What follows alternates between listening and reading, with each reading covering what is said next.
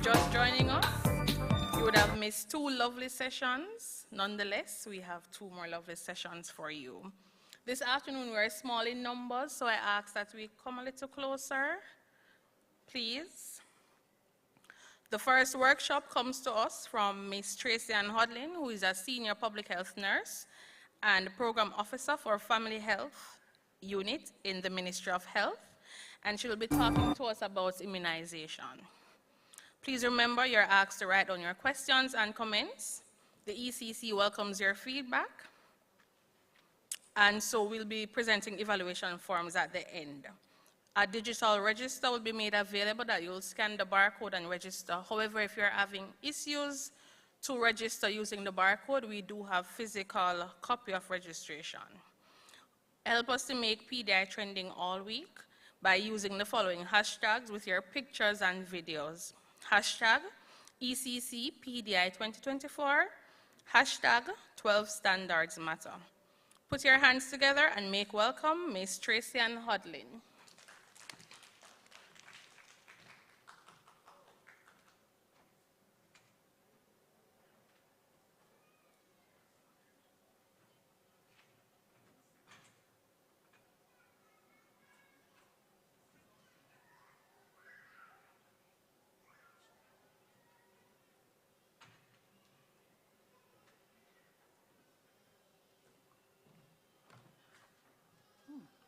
Hi, good afternoon, everyone. It's actually Tracia Hodlin. So both names is a little bit confusing, don't? But that's just me. All right, so I'll be speaking to you a little about the expanded program on immunization.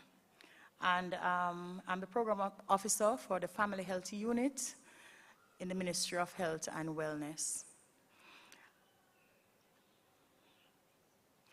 So just the outline is to understand concepts in immunization, history of immunization in Jamaica, and the program framework, service delivery, and the partnership and collaboration.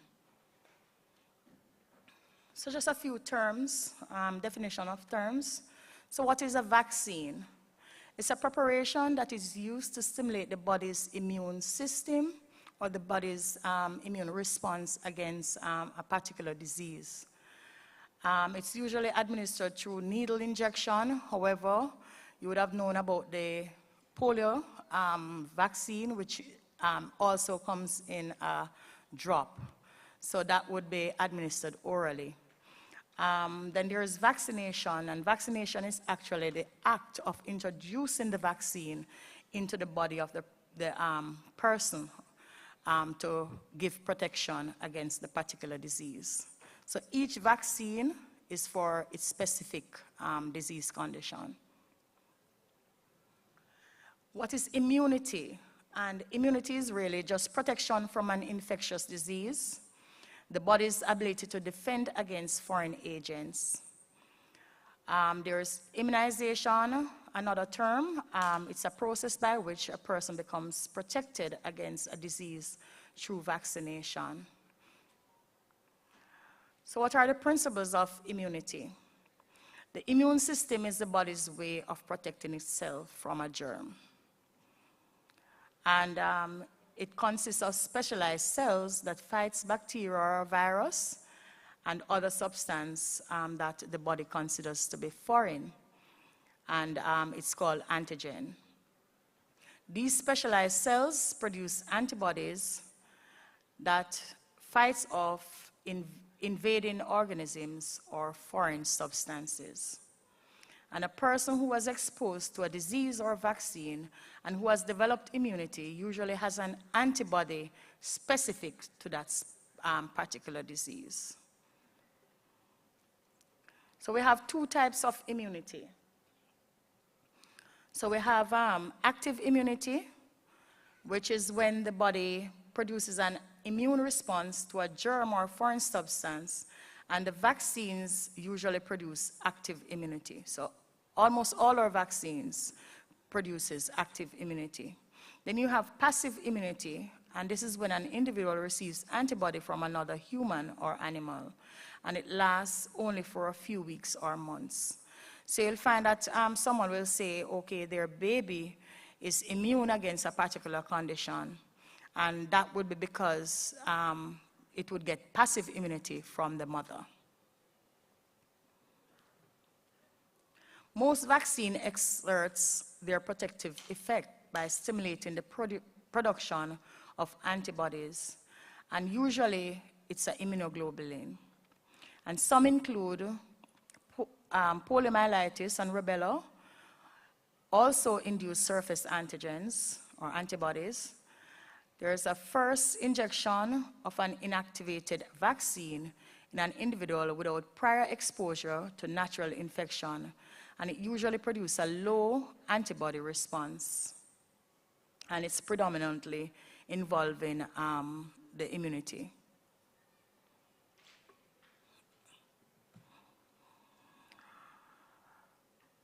Immune response continues. After the initial injection, further vaccination at suitable intervals will result in an accelerated response with the antibody rising to a higher level.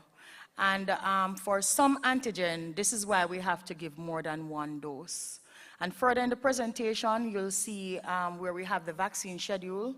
So for example, for measles, mumps, and rubella, most of you would know that you receive 2 of that vaccine throughout your lifetime. So the child will get one at 1 year and another one. In order for this response to complete, they'll get it at 18 months to 2 years. There's also the hepatitis B, which we give now in our series a total of 4, 1 at birth to start the immunity, and then they will receive another one at 6 weeks, 3 months, and 6 months. So they get a total of 4. And that will complete the higher level of protection for that antigen, or that disease condition to be covered.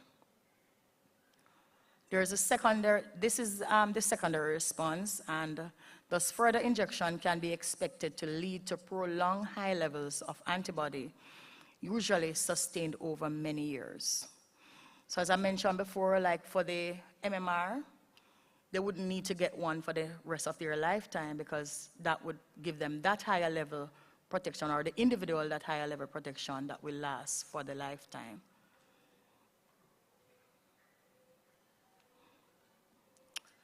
We have, and we'll get into this further, I don't have to go through that side. So we have different types of vaccines.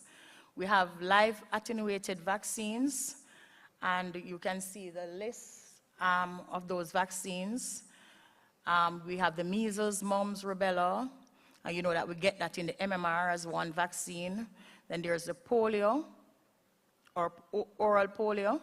We have the yellow fever vaccine, the varicella, or chickenpox, which we don't offer into the public system, but it's available in country.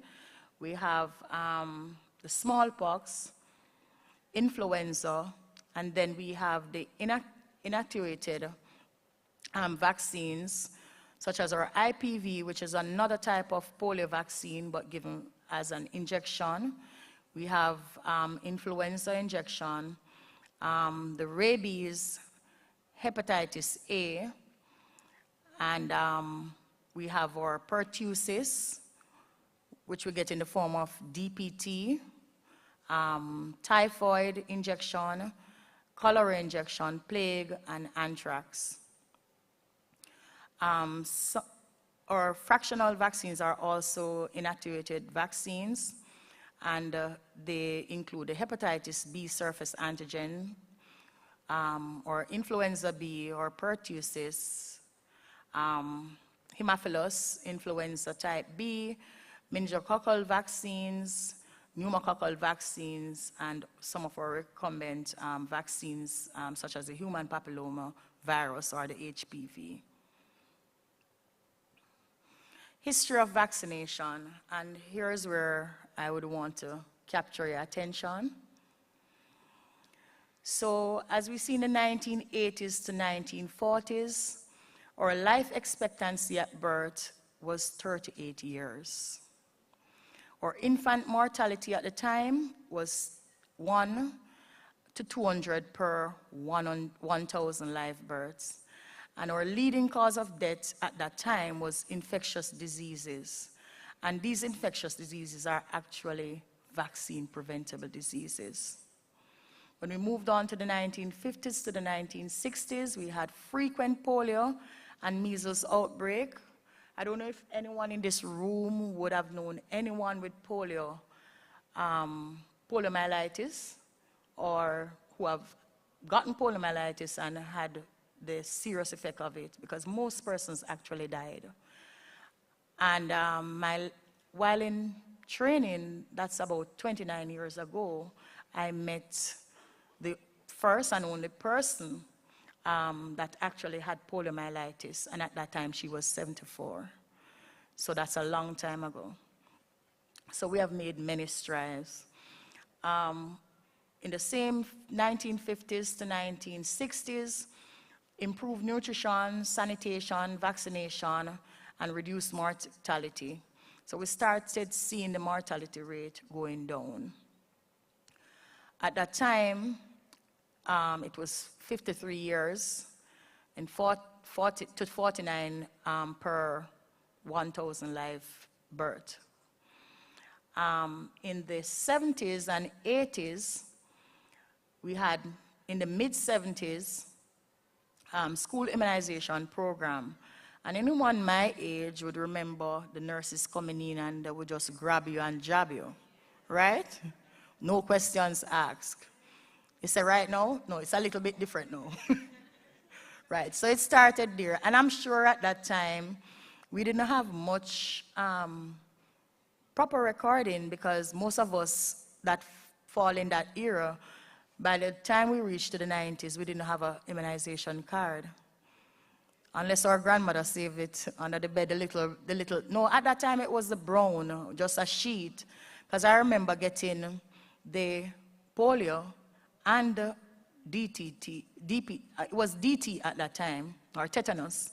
I got it about 5 times. Didn't do me anything, or hopefully still don't do me anything, but at that time we didn't have such good records. Now we have the child health passport and we have our immunization cards, and if you don't have that, if you lose that copy, we always will have records at the facility, right? Agree with me? Can get a repeat, right?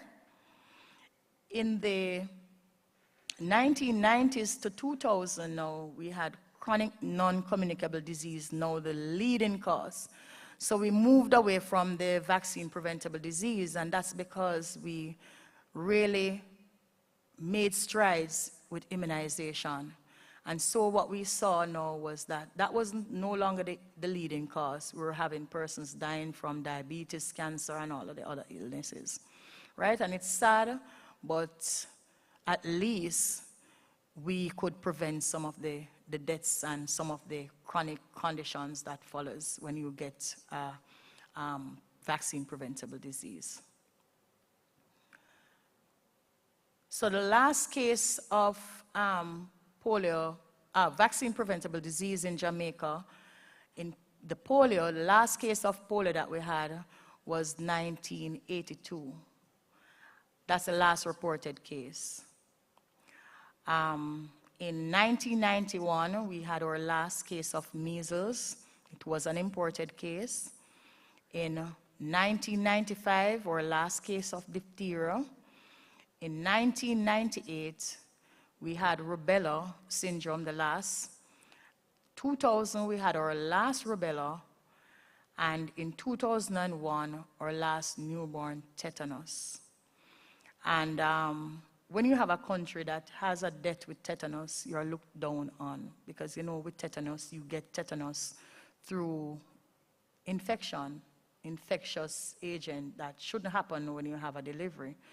But unfortunately, even now today, we struggle with persons being delivered outside of an institution or being delivered with the aid of a professional person. So we still have our nanas, not hands off to nanas still, But, you know, if you don't have the education going out, if you don't have the information and the tools, this can reoccur. But what we know is that most of our population is protected against tetanus. If you get a bite, if you get a stick, anything of that nature, and you go to the hospital without even having a card, they will move straight ahead to giving you a shot of tetanus toxide, right? So we don't have that plaguing us anymore.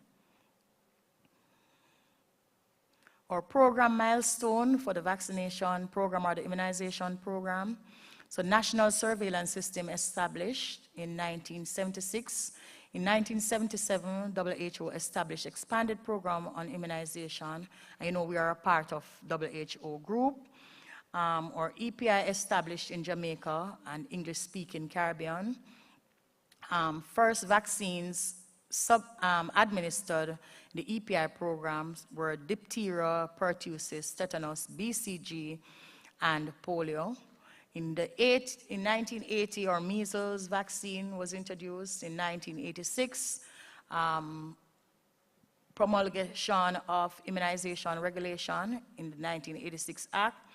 Our MMR vaccine was introduced, so we moved away from just giving measles and rubella, and we start giving measles, mumps, and rubella in 1993, so the combination vaccine. In 2003, our hepatitis B and Hib vaccine was introduced. 2011, our verification of measles, rubella, and CRS elimination, and our HPV was introduced in 2017. Recently, too, we introduced just last year, January, where we started giving the birth dose hepatitis B as a part of our schedule. In the WHO 10 threats to global health in the 2019, and I just want to focus on just the vaccine, number 8. We rank number 8, where vaccine hesitancy is which is a reluctance of refusal to vaccine despite the availability of the vaccines. So since persons in the new era haven't been seeing the disease condition, haven't been seeing what's been happening, and the ramping up of more persons speaking out against vaccination, we find that maybe our population, and not only us, it's worldwide, have become a bit relaxed. And so we have vaccine hesitancy and we have less uptake of vaccines. And with that, we have been realizing that in many countries, both developing and first world countries, we have the recurrence of some disease conditions.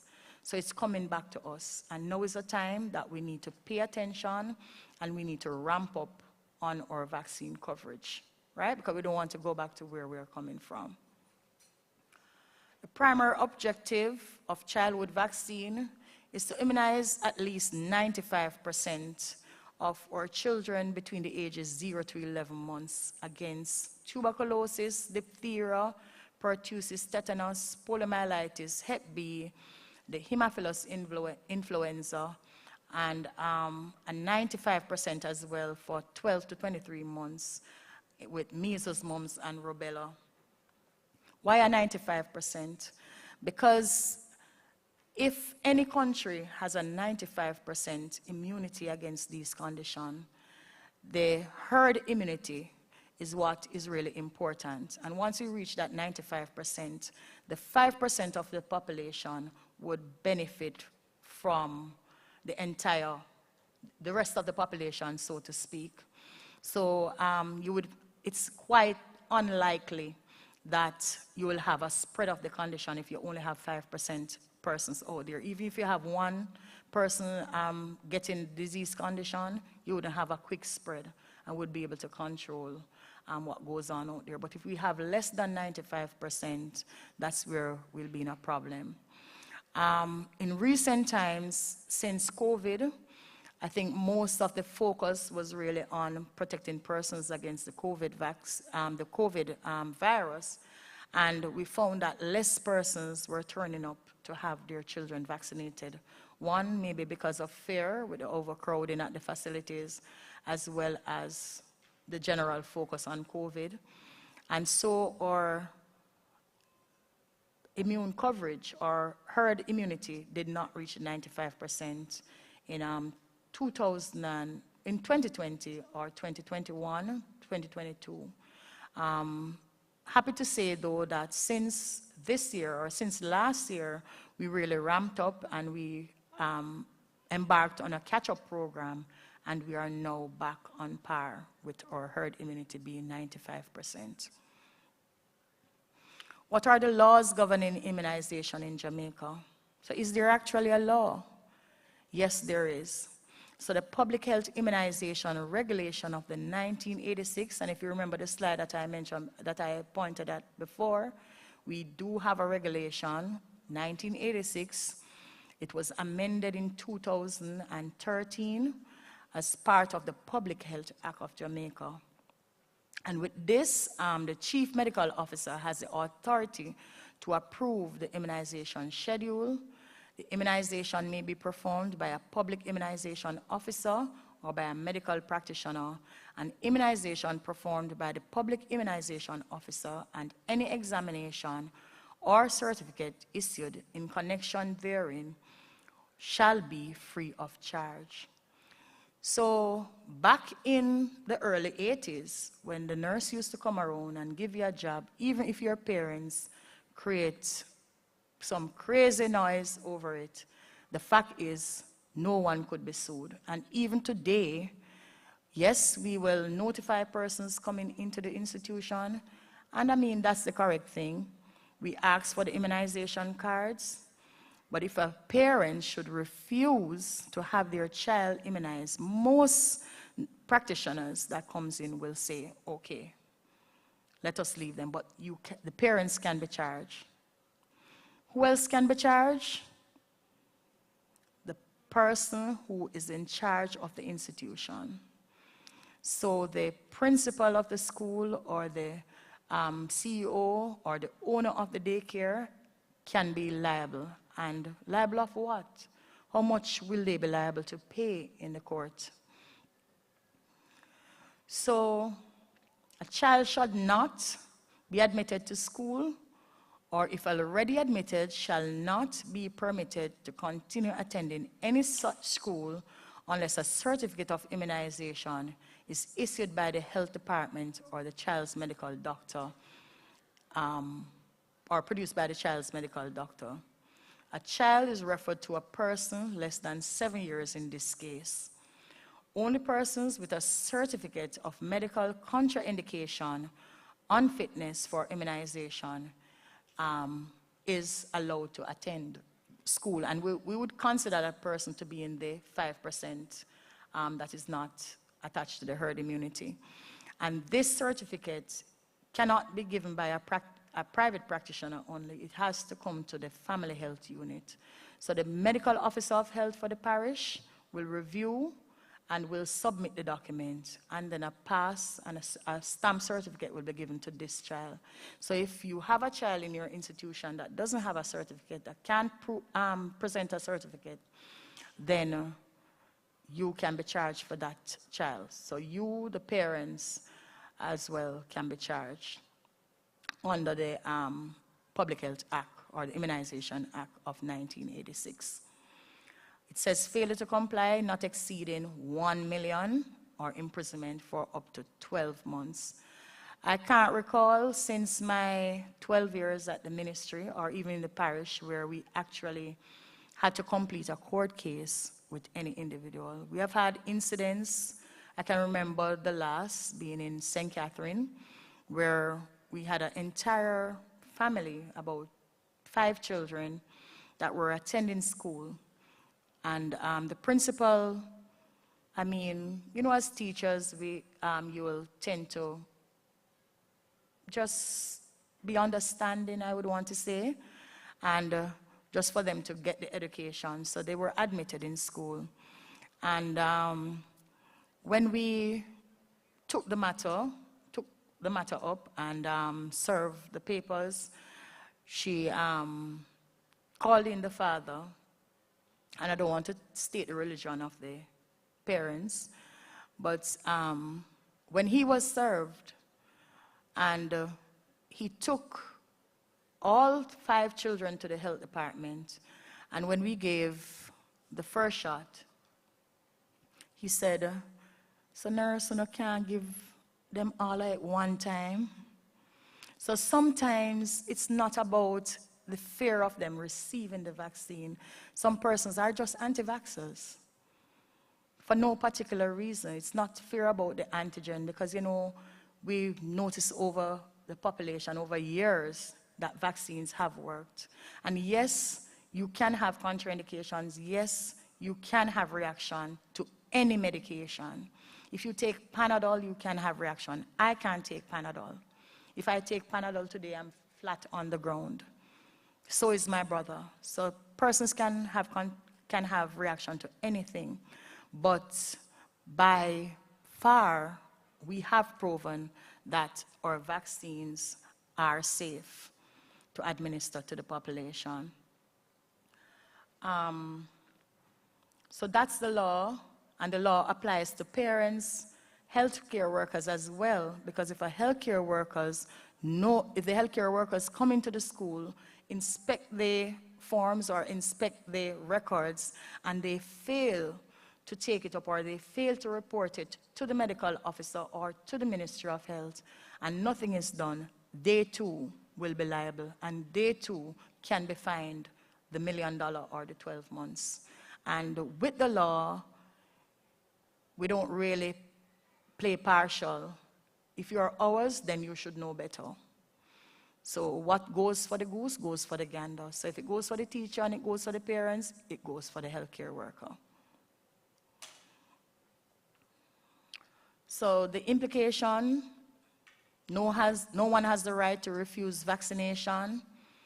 Persons can be prosecuted for non-compliance, and only medical reasons for exemptions are accepted, and religious, philosophical, or personal beliefs are not considered valid reasons for not being vaccinated. Students should not be registered for school without adequate vaccination. And if a child is already in school and not adequately vaccinated, the child should not be allowed to continue in school. And the child must get the required vaccines before being allowed to go back to school. With this, sometimes we're a little lenient, because if the child would reach the age of 7 and never got the vaccine and just start the series, that child will always be behind. But arrangement can be made. The child can start school and arrangement be made for them to continue the series and complete within a reasonable time. Under certain circumstances, and this is what I mentioned, the child may stay in school while getting the vaccines. No one has any reason to say they can't get the vaccine or they can't reach a facility.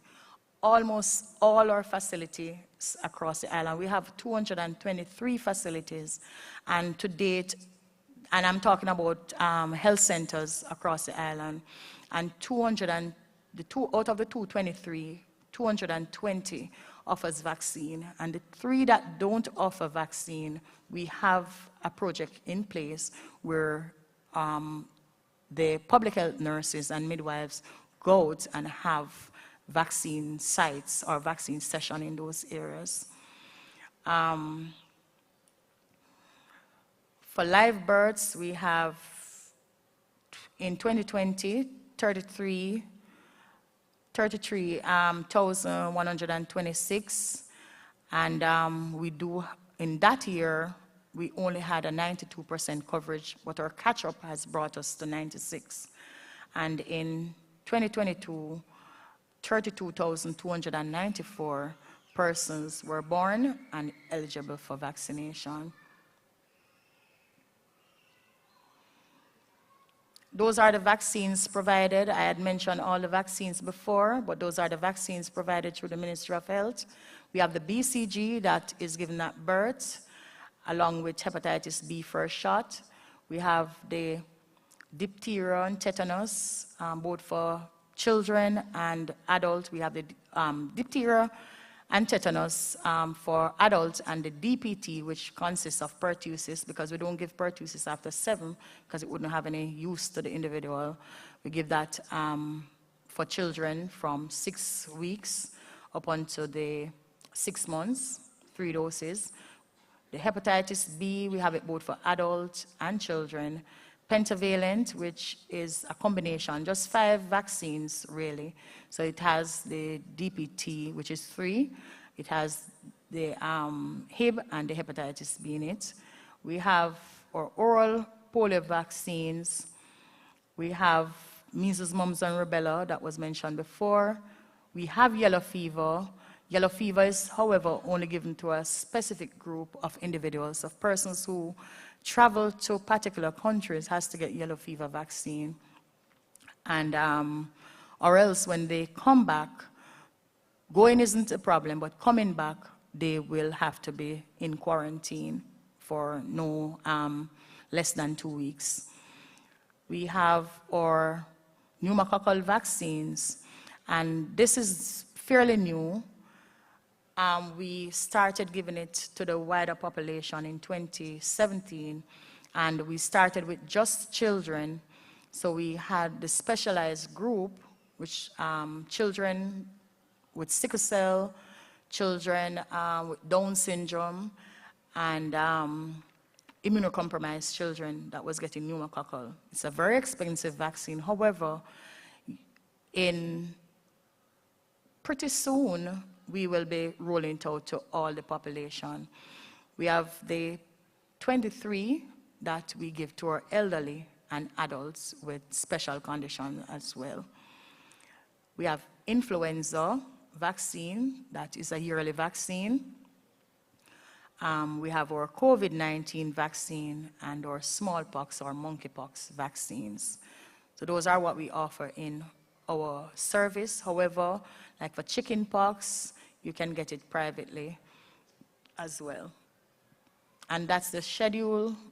While doing the presentation, I had mentioned the 3 doses of the polio, the DPT, 3 doses, the hepatitis B and Hib, 3 doses. So they get it at 6 weeks, 3 months, and 6 months. And we have our measles, mumps, and rubella. First, you used to get it at 1 year and 2 years. Now we give it at 1 year and 18 months when they are getting the booster for the DPT.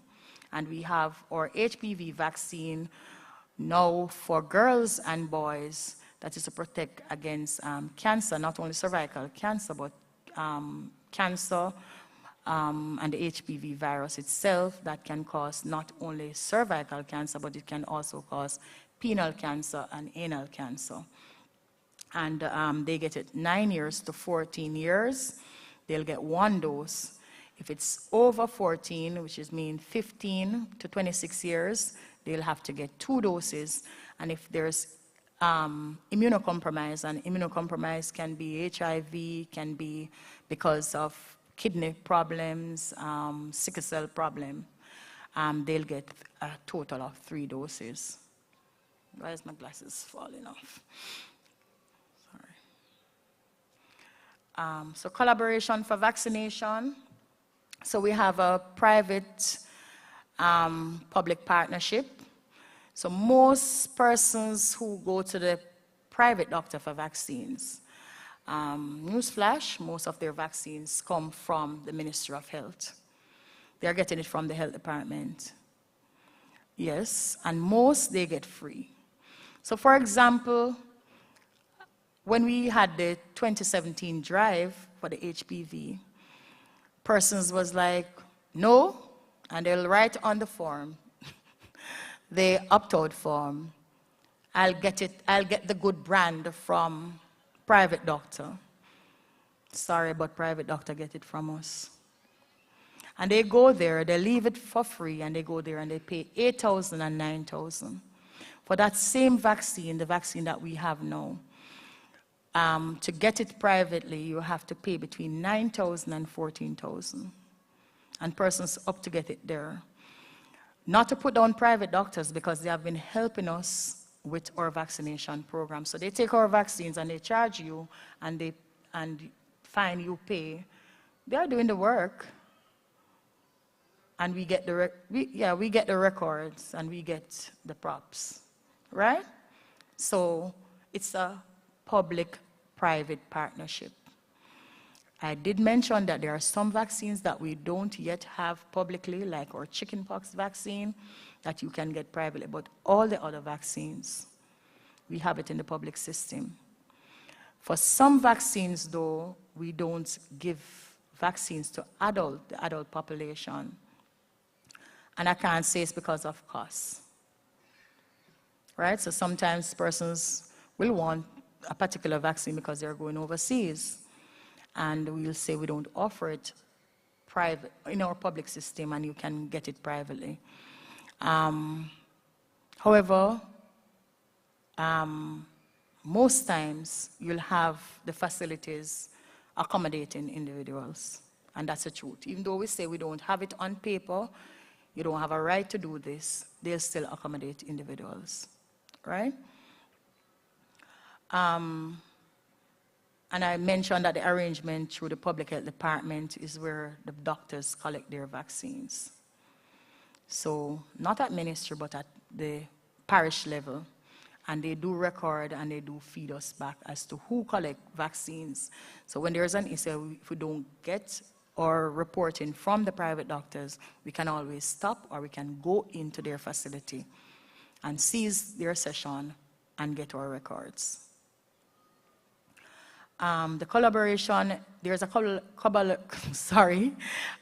collaboration with the Ministry of Education and ECC by large for compliance with immunization regulations. So we acknowledge that there is a partnership. And so far, for most part, ECC have been working very well with the parish health departments and the Ministry of Health in providing the information, allowing for the checks of the books, the walk-ins, and the immunization session. And I must take this opportunity to say thank you. There is periodic support from international agencies. So our vaccine comes through the Pan American Health Organization, PAHO. So all our vaccine we have, it's not free, but when you buy stuff in bulk as a country, you get it cheaper. And so all our vaccine goes through them, plus they do the check and balances for all the countries. So they are a trusted agency, and so we go through them to purchase vaccine. Actually, they are the only agency that for all countries, will go through to get the vaccines. For UNICEF, we get support like this, where we partnership, we bring across education, sometimes we get supplies. In recent times, we acquired over 200 vaccination refrigerators for our facilities. So Jamaica is now #1 in the Caribbean where cold chain is concerned. So we have all the required cold chain equipment. We have acquired cold chain rooms at the national level for a vaccine. So we are sure we don't no longer use domestic refrigerators. So we are sure that the vaccine that is now reaching the population, we're 100% sure that they are safe. I'm the person who goes to collect the vaccine, so safety starts from manufacturer. We log the vaccine, we'll track the vaccines, meet it at the airport, take it to the facility, the national storage, and our distribution is done on a weekly basis, sometimes even more frequently if needed, if there's a crisis in the field. And we ensure that what you get out there is of high quality. We don't water down anything. We don't take chances with our vaccines, right? So it is trusted.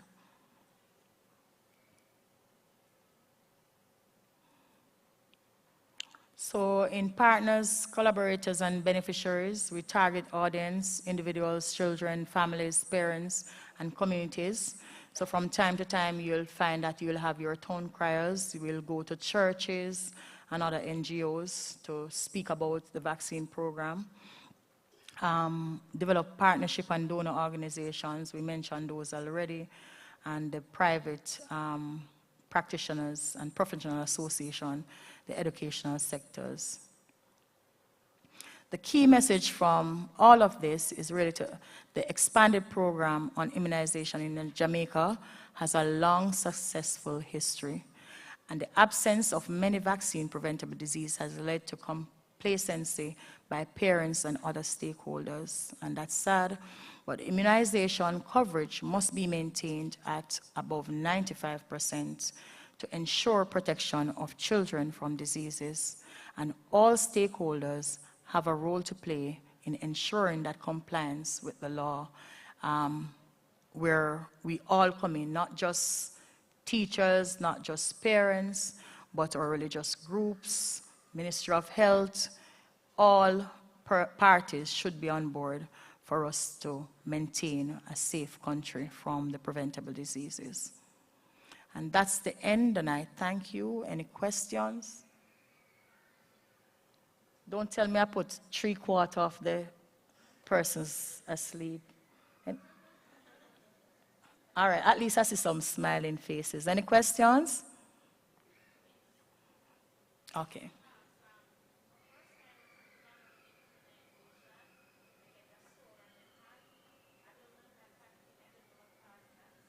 All right, so let me repeat what she said. She said, first time when people get an immunization, it causes a sore on the hand. That was just one vaccine. So in my mother days, it would be the smallpox. And then in our days, the BCG, so that's just one antigen. Right, so that's just one antigen. Because remember, we got others that would swell up our hand, the tetanus, but you never got a sore. And even today, they still get the sore. So the children, the babies, will get the sore from the BCG. So it's not gone, it's still around. But I think because we were older in those days, we would scratch it, infect it, so you get a bigger mark. While for the children, for the babies, no scratching, and the mothers are maintaining it, so you get a smaller mark. If it is that the mark don't come up, there's always, and they have to go overseas and they're asking about the BCG, there's always a test that we do to find out if they were exposed to the vaccine.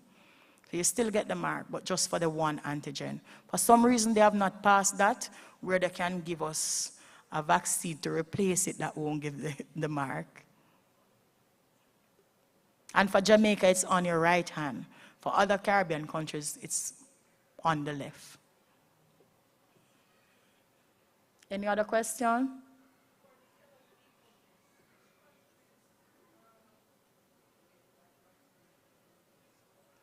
To visit those countries? All right, so Trinidad and Tobago is one of them, when you're going to Trinidad. I can't remember all of them offhand now. Grenada, because when I went to Grenada, I had to get it before I go. Several countries, and I'm not saying to get it there, you get it here. So you'd make an arrangement, and there's only 2 facilities in country that we give it from. And we have reason for that. It's extremely expensive, and we have to group individuals. And it's not everyday persons travel from here to go to those countries. So before travel, you would require at least 2 weeks to get the vaccine. It's a one job, and it's given at the Comprehensive Health Center in Kingston and the Type 5 Health Center in Montego Bay. So you'd have to make arrangement for that to be done.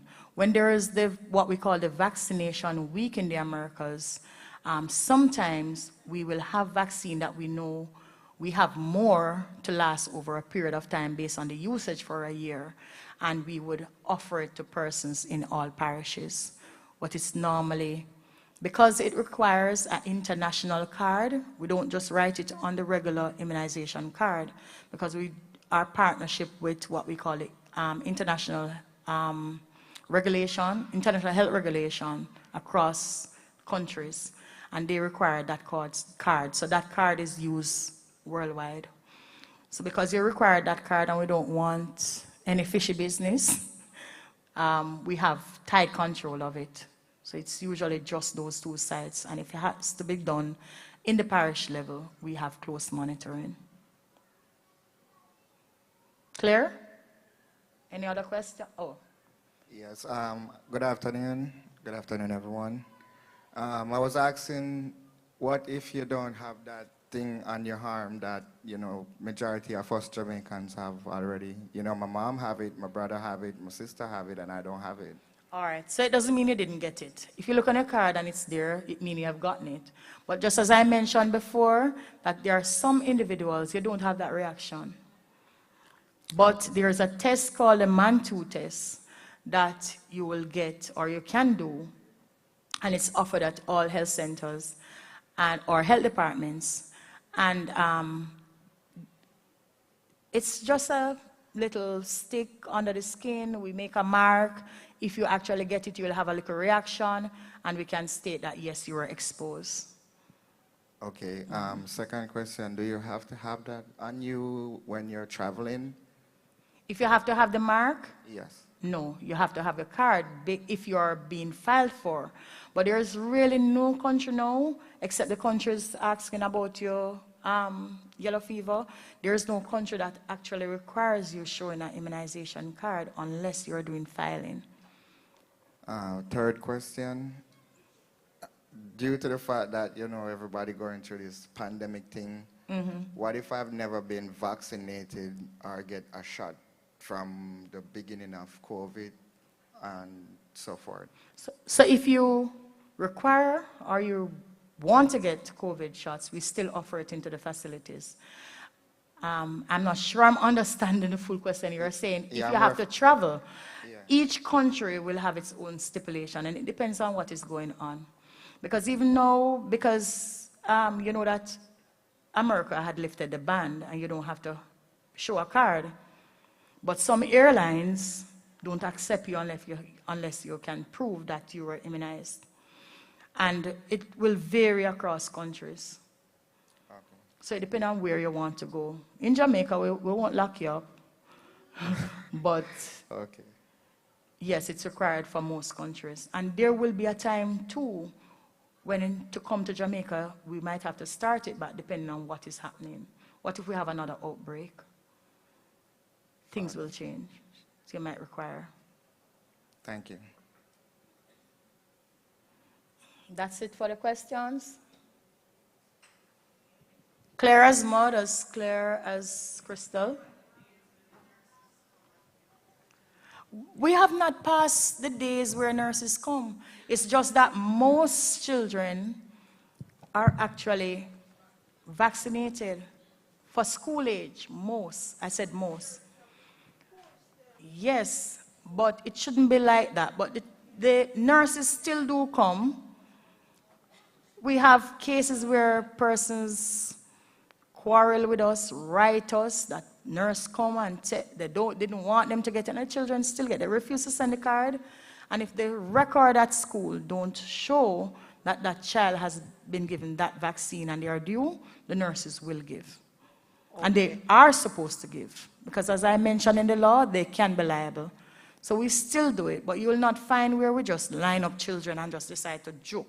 We have to first come in, look at the cards, look at the school record, and then plan a session. Sometimes you will have just maybe a 1 or 2 students. You wouldn't find that a nurse is just gonna go into that facility. When you have another school that we would see more problematic cases where you have 10, then we would try to reach the persons, reach the parents, or actually go to the home and administer the vaccine there. And we still have CHAs that goes to do visits at homes. And the nurse, they will report into the nurse. Because the CHAs, the persons in blue, are the ones that really do the home assessments and report back in. And then the nurse will go in and give the vaccine. Okay. All right. Is there any website we could go to? Because, you know, sometimes there are threats, diseases out there that the World Health Organization really are observing. Is there a website? Yes, so the Ministry of Health website, you have a section there for vaccination, the Family Health Unit section. and you'll get a lot of information about immunization. Also, I think on some of the pamphlets that you will get from the nurse that is going to be running the immunization booth this afternoon, you'll also get the website on those pamphlets. It's at the back of all the pamphlets.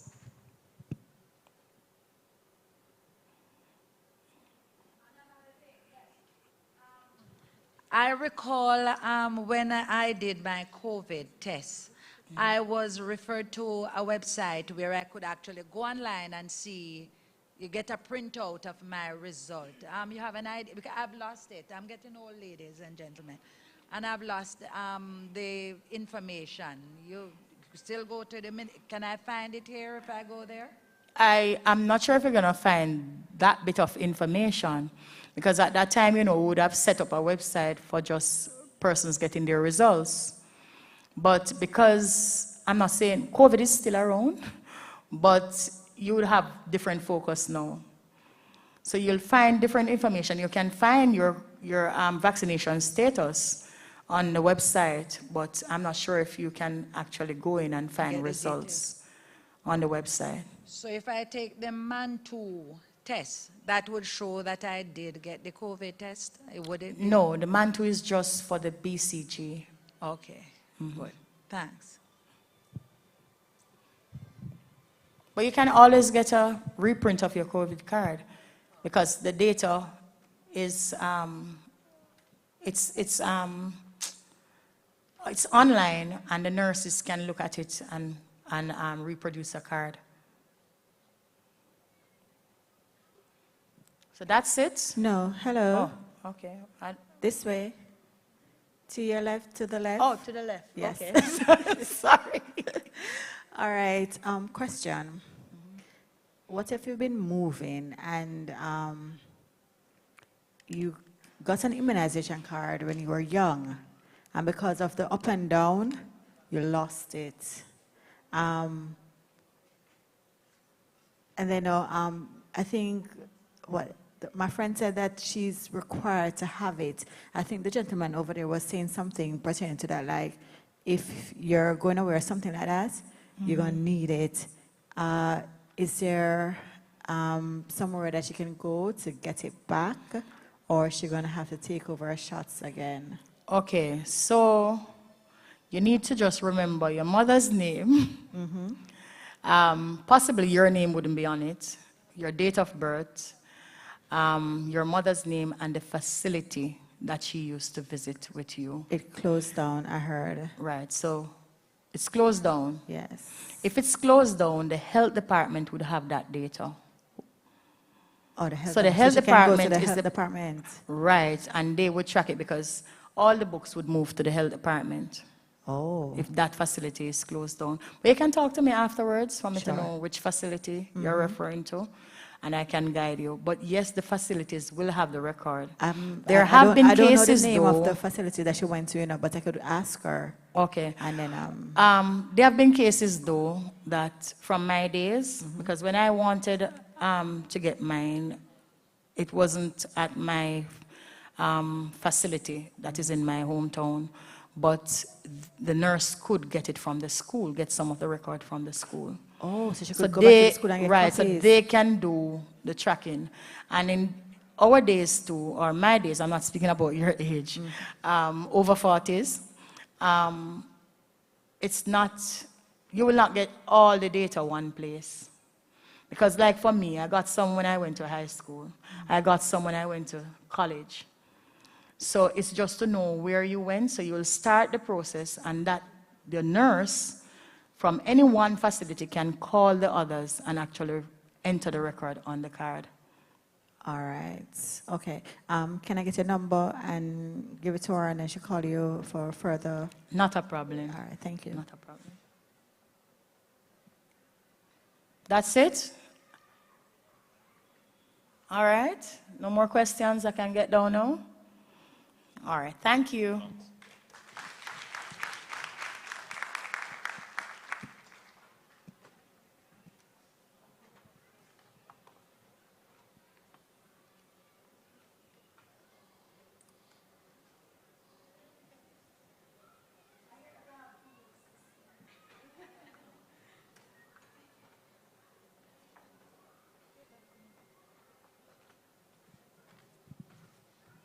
That was a concise presentation, wasn't it? Yes. And as she said, she had 2 minutes to spare because it's a little under the hour, but we appreciate it.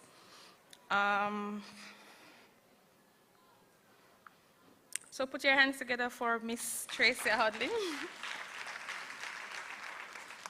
Now, if you have your child here with you and you have your passport and they're in need of immunization, there is a team here that is doing that. I believe they're to the back. So you go through that door and go down on your right. For the adults, I don't know about that, right, miss? Children. So we turn our focus again to the register, the registration, which we're using. She stepped out. Right, so the nurse is there to the back. Okay. So we have the barcode for the register. As said before, if you're having issues to scan the barcode and register, we have physical copies. Evaluation forms will be shared for you to fill out. Our next session begins at 2:30. So you can stick around, take a stretch or use the bathroom, and we'll start at 2:30. All right?